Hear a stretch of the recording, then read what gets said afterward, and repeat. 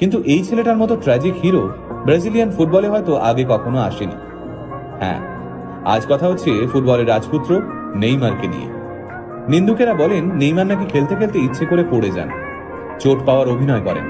কিন্তু তারা হয়তো এটা জানেন না, নেইমার ফুটবল ইতিহাসের একমাত্র খেলোয়াড় যাকে 1000-এরও বেশি সময় ফাউল করা হয়েছে। মাত্র 6 বছর বয়সে ফুটবলে হাতেখড়ি হয় নেইমারের। বলের সঙ্গে তিনি যেন কথা বলতে পারতেন। গোল তো অনেকেই দিতে পারে, কিন্তু ফুটবল খেলাটা যে একটা শিল্প, সেটা হয়তো ছোট্ট নেইমারকে দেখলে বোঝা যেত। মাত্র 17 বছর বয়সে ব্রাজিলের 1 নম্বর ক্লাব স্যান্টোসে অভিষেক হয় নেইমারের। আর 18 বছর বয়সে ব্রাজিলের জাতীয় দলেও চান্স পান তিনি।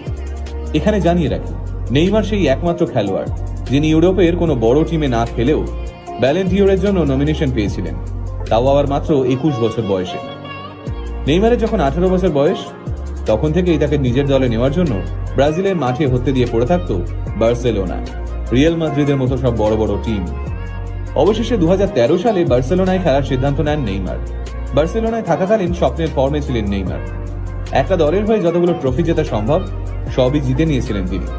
সে সময় তিনি যোগ্য সঙ্গী হিসেবে পেয়েছিলেন মেসি আর সুয়ারেজকে।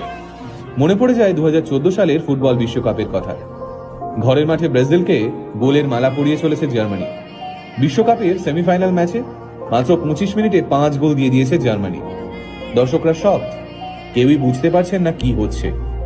ম্যাচ শেষ হতে দেখা গেল জার্মানি 7, ব্রাজিল 1। সেদিন নিজের দলের এই শোচনীয় অবস্থা দেখে কাঁদতে কাঁদতে টিভি বন্ধ করে দিয়েছিলেন নেইমার। সেদিন নেইমারের ইচ্ছে করছিল তখনই মাঠে নেমে দলের সম্মান বাঁচাতে।